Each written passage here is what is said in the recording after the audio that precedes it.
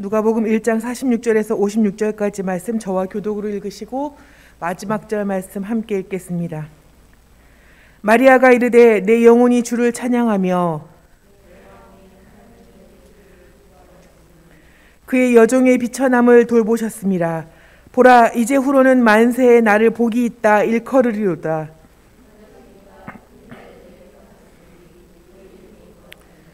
긍휼하심이 두려워하는 자에게 대대로 이르는도다.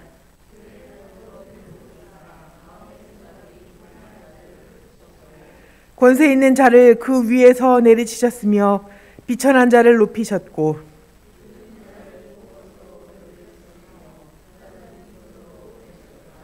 그 종 이스라엘을 도우사 긍휼히 여기시고 기억하시되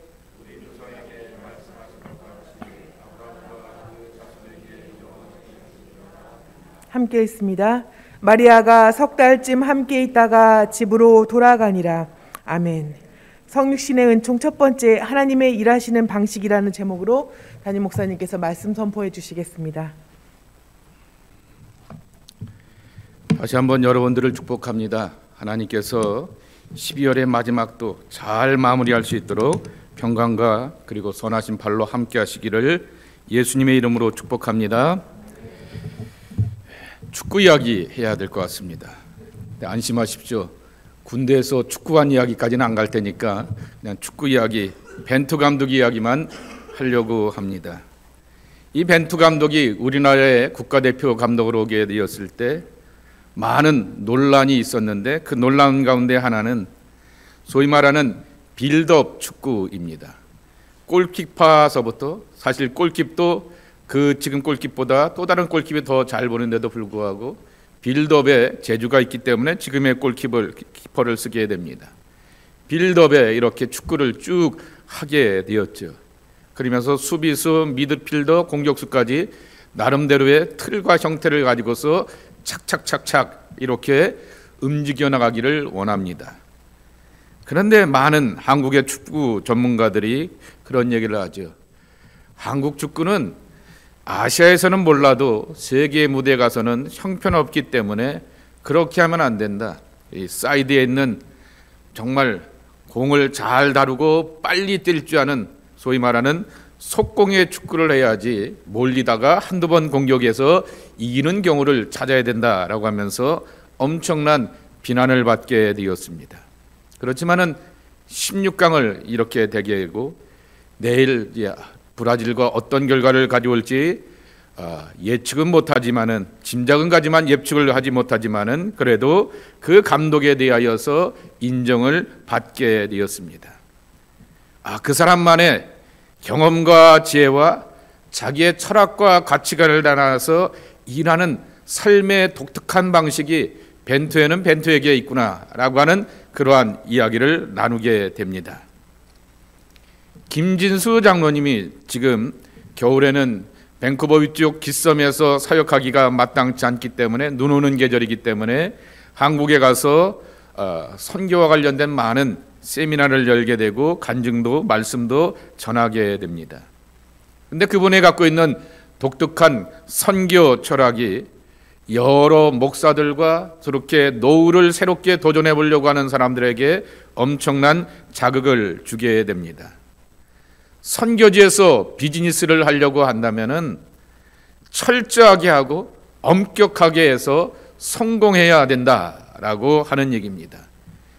기독교인들이 늘 갖고 있는 가치관 가운데 하나가 퍼주고 나눠주고 베풀어 준다라고 하는 그 시의 정신 가운데서 그렇게 하게 되는데 혹 목사가 와서 또 사역자가 와서 그런 선교를 하면 모르는지만은 정말 평신도 선교사로서 비즈니스의 선교를 하게 되면은 비즈니스의 선교는 꼭 성공해야 한다라고 하는 것입니다. 그리고 제발 이렇게 사업하다가 예수 이야기 하지 말고 전도하려고 하는 이야기 하지 말라라고 하는 것이죠. 다만 철저하고 엄격하게 성공적인 그러한 삶과 사역을 살고 자기 관리를 하는 모습을 보여주게 되면서 그의 삶과 가치관을 통하여서 예수님이 생각나게 되는 사람이 되어야 한다라고 하는 것입니다. 그리고 외부의 후원을 받는 선교사는 결코 이 비즈니스 선교사는 성공할 수 없다라고 하는 것입니다. 말 그대로 요새 말의 축약대로 내 돈 내산입니다. 내가 내 돈 들여서 내가 사고 내가 비즈니스를 꾸려나가게 되었을 때 아까워서라도 악착같이 하게 되는데, 여기서 후원받고 저기서 후원받게 되면은 그것이 내 돈이라고 생각하지 않기 때문에 쉽고 안일하게 생각하게 되었다가 상당수의 사람들이 비즈니스를 망치는 경우를 본다라고 하는 것입니다. 그러면서 그 비즈니스의 엄격함과 철저함과 근면함을 통하여서 결국 내 삶이 하나님으로 인하여서 이렇게 철저하게 살고 하나님으로 인하여서 내 삶이 이렇게 변하게 되었고 가치관이 달라졌다라고 하는 것을 보여주는 그러한 모습이 되어야 된다. 그래서 그는 성육신적인 삶을 산다라고 하는 그러한 이야기를 하게 됩니다. 여타의 지금까지 만나게 되었던 선교사들과는 아주 전혀 다른 독특한 가치관을 가지고서 그가 선교하게 되는 것입니다. 결국 그의 철학이나 사람들의 가치관을 보게 되면서 그만의 방식이라고 하는 것을 우리는 이해하게 되는 것입니다. 여기 오늘 본문은 하나님의 방식입니다. 우리의 기독교인의 신앙 고백 가운데서 우리의 구주가 되시는 예수님에 대한 가장 독특하면서도 가장 대표적인 신앙 고백은 성육신, 인카네이션이라고 하는 것입니다. 하나님이 인간이 되셨다라고 하는 말씀인 것입니다. 더 쉬운 말로 표현하게 되면 베이비 지저스라고 하는 말입니다. 아기 예수는 가장 상징적인 모습으로 하늘의 하나님이 사람의 아들로 이 땅에 오셨다라는 말씀인 것입니다. 자, 이것을 성서적인 말씀을 끌어들인다고 하면은 요한의 고백입니다. 말씀이 육신이 되어 우리 가운데 거하셨다라고 하는 요한복음 1장 14절의 말씀인 것입니다. 로고스라고 하는 심오하고 깊고 오묘한 당대 모든 철학자들이 만물의 근원, 세상의 근본이라고 생각하게 되었던 그 놀라운 원리와 원칙이 육신이 되어서 우리 가운데 예수님을 통하여서 보여지게 되었다라고 하는 말씀인 것입니다. 이 인카네이션의 또 하나의 고백은 사도 바울의 고백입니다. 빌립보서 2장 6절 7절의 말씀같이 그는 근본 하나님의 본체시나 하나님과 동등됨을 취할 것으로 여기지 아니하시고 오히려 자기를 비워 종의 형체를 가지사 사람들과 같이 되셨고 그랬습니다. 또 찾는다고 하면은 갑자기 말씀을 지금 전하는데 또 떠오르는 것이 있는데 히브리서 4장 14절 15절 말씀입니다. 대제사장으로 오셨고 우리와 같이 연약함을 경험하셨다라고 하는 말씀도 다 성육신의 원리라고 하는 것입니다. 하나님이 죄에 빠져있는 이 땅의 백성들을 구원하시는 참으로 독특한 하나님의 구원의 방식, 하나님의 일하시는 방식이 바로 성육신의 구원이고 성육신의 은총이라고 하는 것입니다. 하나님이 하늘에만 계셔서 아유, 저 사람들 쟤들 어떡하지? 라고 하면서 하늘에서만 발을 동동 구르신 것이 아니라 당신의 아들을 이 땅에 보내주셔서 사람의 모습으로 살게 하셨고 사람과 함께 어울리게 하여 주셨고 사람의 눈물, 사연들, 삶의 모든 아픔들을 헤아려 주시면서 그것들을 한 번에 해석해 주시는, 해결해 주시게 되는 구속의 원리로서 함께 해주셨던 것이 이 성육신의 축복이라고 하는 것입니다. 오늘 본문은 마리아가 갑자기 등장하게 되었던 천사들로부터 신학적인 용어로 수태고지, 이렇게 임신하게 된다라고 하는 그러한 노티스를 천사로부터 받게 됩니다. 처녀가 임신하여 아들을 낳을 것이다 그랬습니다. 약혼자 요셉이 있었지만은 그와는 아직도 상관이 없었던 그러한 사람이었는데 자기에게 이와 같은 예언의 말씀을 듣게 되고 정말 감당할 수가 없기 때문에 주체할 수 없는 충격과 놀라움 가운데서 자기 집안 사람 친족이자 자기의 신앙의 멘토가 되는 엘리사벳, 요한의 어머니를 찾아가게 되어서 56절 말씀에도 있는 것처럼 석 달 동안 머물면서 그 집에서 교훈과 가르침을 받게 되고 나름대로 이 임신의 태교를 하게 되는 그러한 과정을 거치게 됩니다. 근데 마리아는 자신을 축복하는 성령 충만한 엘리사벳의 말씀을 듣게 됩니다. 그리고 자기의 육체를 통하여서 하나님의 일하심을 경험하며 하나님을 찬양하게 되는 것입니다. 그리고 자신의 육체를 통하여 일하시는 하나님의 방식에 대하여서 순종하게 되면서 이 성육신의 은총이 마리아의 몸을 빌려서 경험되게 되었던 것입니다. 첫 번째 성육신의 은총 은혜는 약속이 실체가 되는 은혜라고 하는 것입니다. 오늘 55절에 보면 이렇게 말씀하고 있습니다. 우리 조상에게 말씀하신 것과 같이 아브라함과 그 자손에게 영원히 하시리로다 라고 말씀하여 주셨습니다. 마리아는 하나님의 인격과 그리고 성품의 모든 속성들이 성육신이라고 하는 예수님이 하나님의 아들이 사람의 아들로 이 땅에 오셔서 우리와 함께 거하시는 위대한 사건을 통하여서 어떻게 드러난지를 알고 보게 되었다라고 하는 것입니다. 55절에 분명히 말씀하시는 것처럼 아브라함과 라고 이렇게 말씀하게 되었습니다.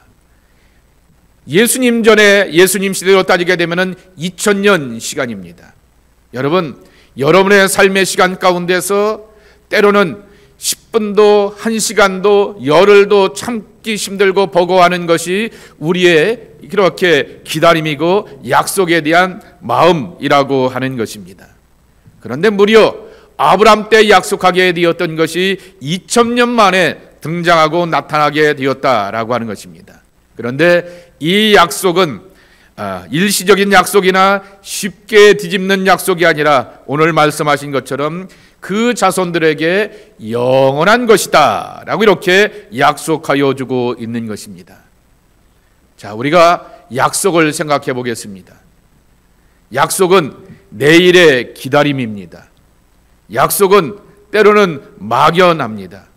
약속은 때로는 눈으로 손으로 체험할 수 없는 실체, 영어로 표현한다고 하면 인비주얼 리얼리티인 것입니다.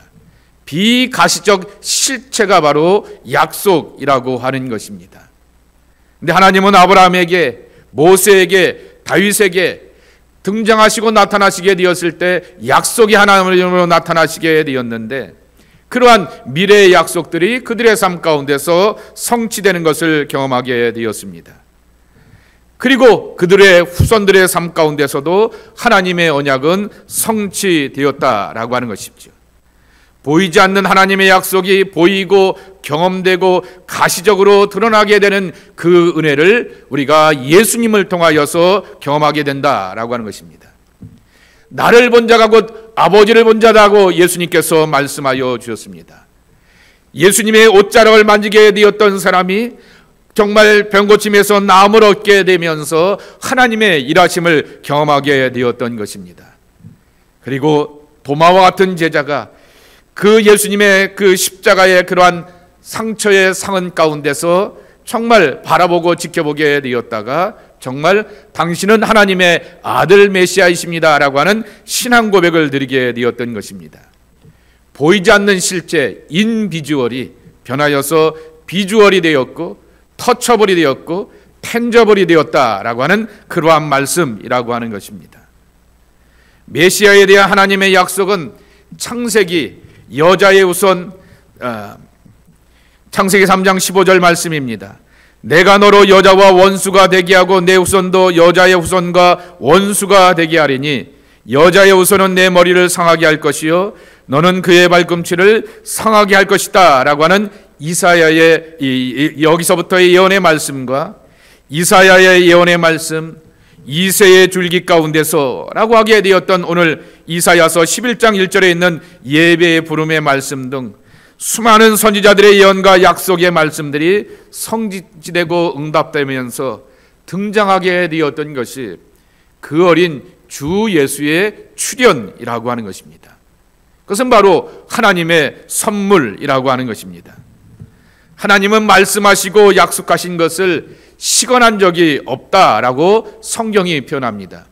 지금 성경에는 이 시건이라고 하는 말을 다른 말로 풀어놓게 되었지만은 정말 옛날 개역 한글 성경에는 하나님이 말씀하신 것을 시건하신 적이 없다라고 말씀하십니다. 민수기 23장 19절입니다.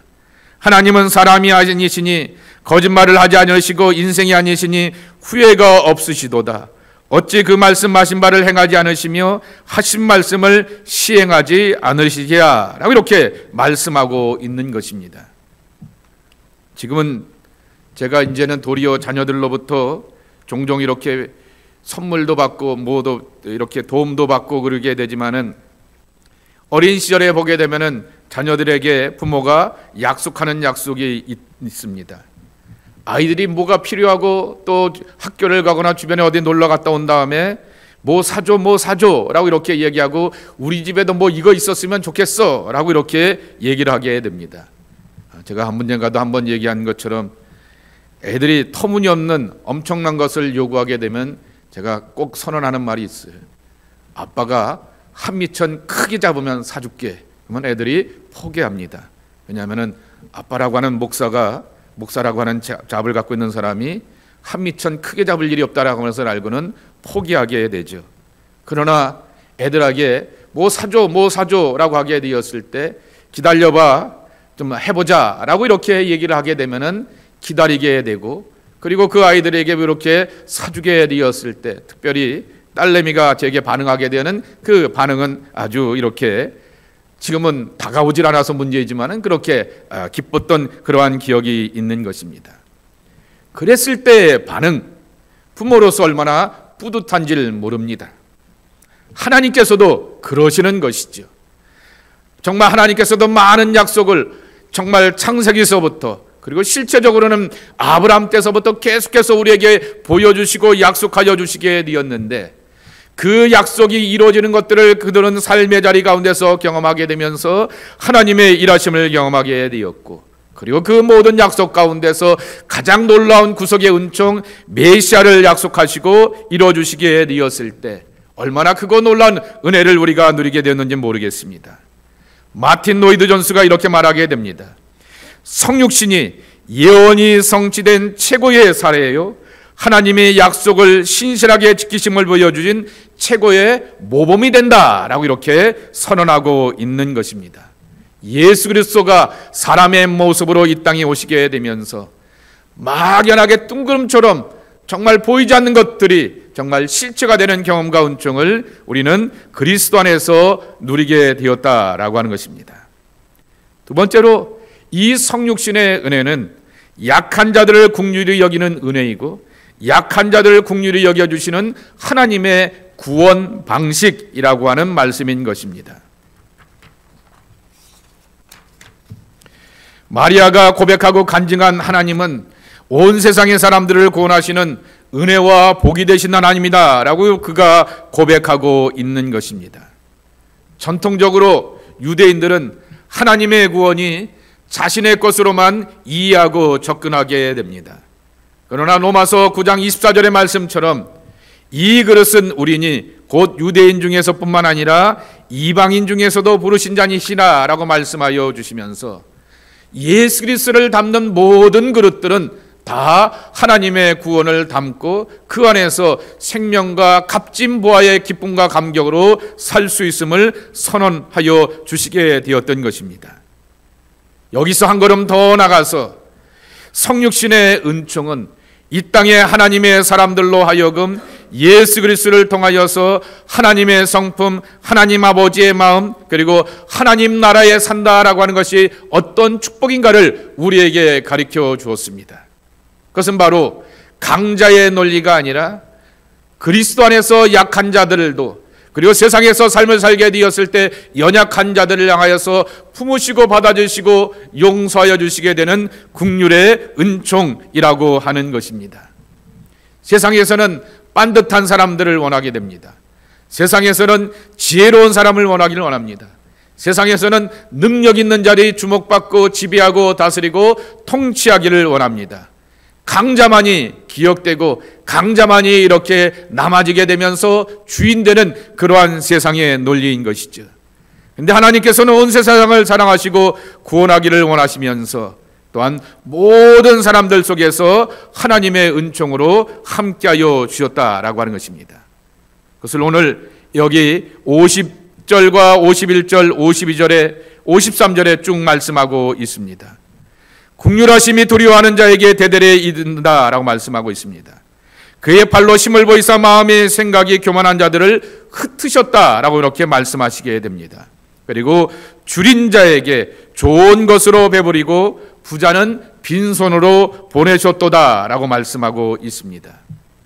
마리아는 하나님의 구원은 강자들에게 있는 것이 아니라 약한 자들에게 임하는 긍휼이라고 그렇게 경험하고 고백하게 되었던 것입니다. 이것을 우리는 마국간의 은혜라고 고백하게 되고 마국간 말구의 예수가 우리를 구원하셨다라고 선포하게 됩니다. 마국간은 구원의 문턱을 완전히 놔두신 하나님의 은혜의 상징이고 사랑의 상징이라고 하는 것입니다. 저와 여러분을 향하여서 교회가 문턱이 높아서 돈 좀 있는 사람, 사회적인 경험이 많은 사람, 학력이 높은 사람, 그리고 이런 자격과 조건을 갖추고 있는 사람만 들어오십시오라고 말하게 된다고 하면은 얼마나 우리가 그 문턱이 높은 교회와 공동체를 향하여서 많은 것들을 향해서 신안하고 비난하고 심지어는 저주까지 퍼부을 것입니다. 그러나 가난하고 모든 사람들을 향해서 다 받아주시고 환영해 주시게 되었던 것이 마국간의 은혜라고 하는 것입니다. 누가복음 2장 12절에 이렇게 말씀하고 있습니다.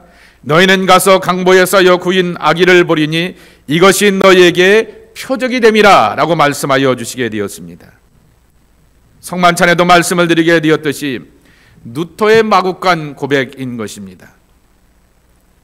우리가 성경에서 그리스도라고 하는 보화를 발견하지 않으면은 마국간의 강보에 쌓이게 되었던 아기 예수를 경배하게 되었던 동방박사들과 목자들의 마음, 천사들의 그 거룩한 경배를 참으로 읽어내지 못하는 것이다 라고 말하게 되었습니다.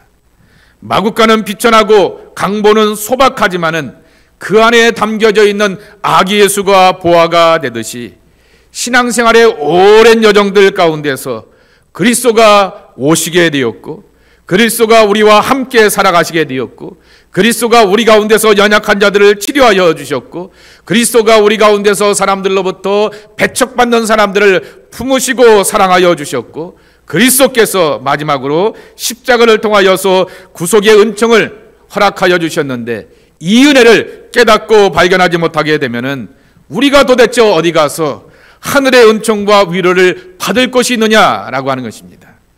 그래서 누가복음 2장 12절 말씀에도 있듯이 너희는 강보에 가서 쌓여 구유에 놓인 아기를 보리니 이것이 너희에게 표적이 된다라고 말씀하고 있습니다. 하나님께서 보여주시게 되는 하나님의 시그널이라고 하는 것이죠. 우리를 향하여서 한없는 사랑과 긍휼의 은총으로 함께하여 주시는 것입니다. 신앙의 길을 걷다 보게 되면은 염려와 걱정의 삶을 우리가 살게 되면서 때로는 본말을 잊어버리게 되기도 합니다. 또 신앙의 길을 걷다 보게 되면은 바쁘고 분주하게 살아가야지만은 현실의 문제를 해결할 수 있기 때문에 정말 그렇게 살아가다 보게 되면서 내가 어디로 가고 있는지, 내게는 예수님이 계신지 하나님의 은혜가 남아있는지를 놓쳐버리는 그러한 경험도 하게 되는 것입니다. 우리는 하나님의 약속의 말씀을 잃어버릴 때도 있고 우리를 구속하시게 되었던 구속의 은총과 감격도 놓쳐버리게 되는 것을 경험하게 되는 것입니다.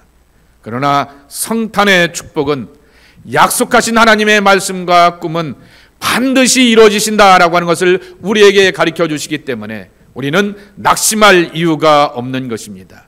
성탄의 축복은 하나님께서 길을 잃어버리게 되고 낙심하는 자들에게 찾아와 주시고 만나 주셔서 다독거려 주시고 격려하여 주시고 위로하여 주셔서 회복의 사람이 되고 정말 강자들만 기억나는 세상살이가 아니라 약한 자들과 모든 사람들을 향하여서 하나님의 사람이라 아들이라 딸이라 말씀해 주시는 그 은총 가운데서 초대받는 기쁨으로 우리를 이끌어 주시기 때문에 우리는 성육신의 축복으로 함께하는 것입니다. 그러기에 어떠한 세상의 종교도 가르쳐 주시게 되지 못하게 되었던 성육신의 은혜, 이것이 바로 하나님께서 일하시는 하나님의 구원 방식이라고 하는 것입니다.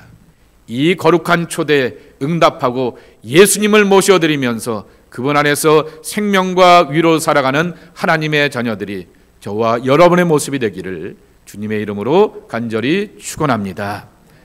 하나님, 우리를 구원하시는 하나님의 구원의 은총 가운데서 이기고 승리하는 복된 주의 사람들로 살아가기를 원합니다. 붙드시고 인도하여 주시어서 하나님의 긍휼이 있기에 이기는 자가 되게 하여 주시었고, 하나님의 강건함으로 쓰므로 우리를 인도하여 주시고 약속하심을 성취하심으로 우리를 지켜주시기 때문에 우리는 소망의 삶을 가지면서 내일의 미래를 하나님 앞에 맡길 수 있는 것을 고백하오니 그 은혜에 살아가는 우리 모두가 되게 하여 주옵소서. 예수님의 이름으로 기도하옵나이다. 아멘.